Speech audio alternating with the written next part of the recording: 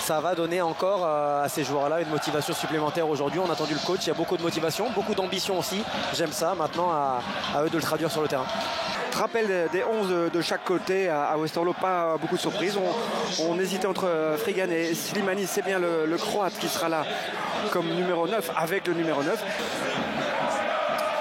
Monsieur Botterberg est l'arbitre du match et ça roule ici en campine à Westerlo. Torgan Hazard pour Colin Kozmans. On va déjà allonger, on va voir si Anderlecht va jouer aussi long que lors de ces dernières rencontres ou si justement on va essayer d'un peu plus jouer au foot avec un milieu def en moins. On a l'équipe du championnat qui marque le plus sur corner. Je parlais des phases arrêtées bien données par Aspolat. Et voilà, c'est but déjà pour Westerlo. Frigan qui ouvre le score 1-0. C'est l'équipe qui marque le plus sur corner. C'est la deuxième équipe qui marque le plus de la tête. Et ils viennent de confirmer ces stats-là dès la première phase arrêtée. 1-0 pour Westerlo. Je pense que c'est un assist croate pour un but croate parce que je pense que c'est bien Vuskovic qui s'élève plus haut que tout le monde. Ouais, c'est exactement ça, Benjamin, mais vous en parliez juste avant, la qualité.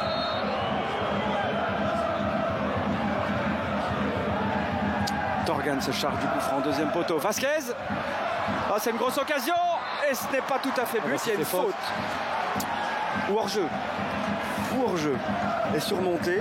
On voit un Vasquez qui part de loin depuis le second poteau, qui peut vraiment bien poser les appuis. Et... une seule défaite dans les années 2020 pour Anderlecht face à Westerlo. Et le pressing d'Aspolat qui fonctionne, il va tenter le lob. Il va tenter le lob et c'est but.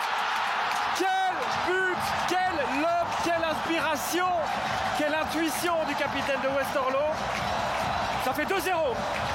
Ouais, quel pied droit, c'était sûr qu'il allait le tenter, mais je pense qu'il y avait peut-être déjà la course arrière qui a dérangé Kozmans et le soleil peut-être. Le soleil, dont on aussi. Regardez. On le voit, et ce qui est hyper important dans ce but, on va le revoir, mais c'est que Aspolat, début de l'action, il décroche pour défendre sur Torgan Hazard. Et il sent que Stroikens va toucher le ballon, il sort de position pour aller faire le pressing. Super intelligence tactique de sa part au niveau de son pied droit. On le voit, c'est ici qu'il vient sortir, l'effort il est fait, la prise d'info elle est bonne, et derrière il vient faire ce qu'il faut. Alors évidemment, Kozmans, quand je dis qu'il attaque bien, regardez, c'est lui qui est reparti. Il est plus rapide que Stroikens.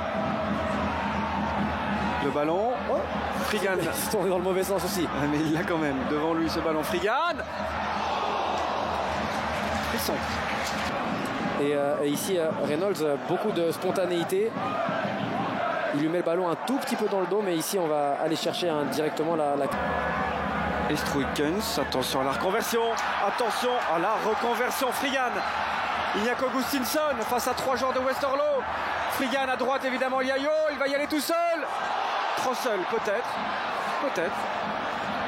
On va revoir ça calmement. Mais d'un autre côté, depuis le début, on voit qu'Anderlecht ne laisse personne derrière, pas une seule personne. Augustinson gère bien sa course. Exactement, il ferme la ligne de passe jusqu'au bout.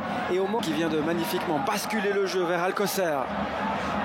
Et ils sont en nombre, les joueurs de Westerlo, ils sont en nombre dans le rectangle pour cette dernière action. Bien couvert son premier poteau là, Kozmans. Par-delà de Frigan, c'était une touche devant nous. Exactement. Il y aura un classique ici, chercher à fermer le pied après être rentré. Et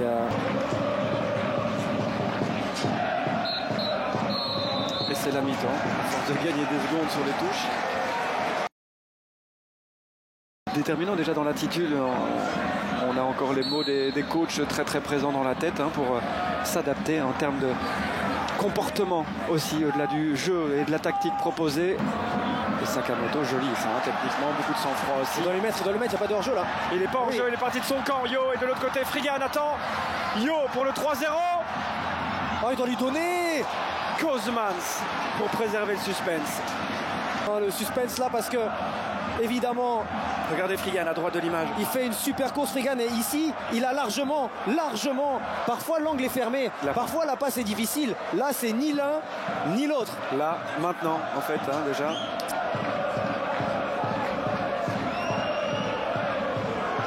Sardella, la petite feinte, elle fonctionne. Et la frappe du gauche, elle partait bien. Elle partait très bien. On réclame un penalty. Pour moi, il n'y a pas. Et Vasquez n'est pas capable.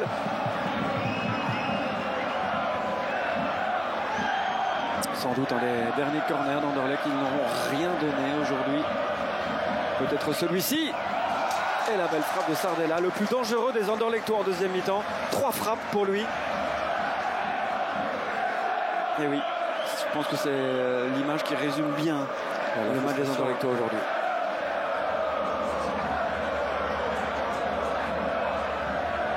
Et donc nouveau corner.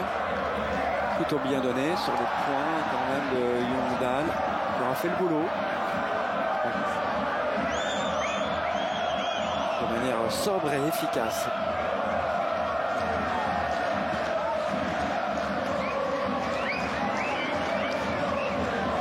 Oh joli. Joli de Torgan Hazard là de l'extérieur du pied. La passe sans doute trop longue. Encore une fois. C'est fait mal Torgan. Je pense qu'il est rôti surtout aussi. Alors j'espère pour lui et Anderlecht que ce n'est qu'une crampe. Mais Westerlo, comme à la grande époque de son arrivée en D1, fait mal à Anderlecht aujourd'hui. Victoire 2-0, tout s'est joué en première mi-temps.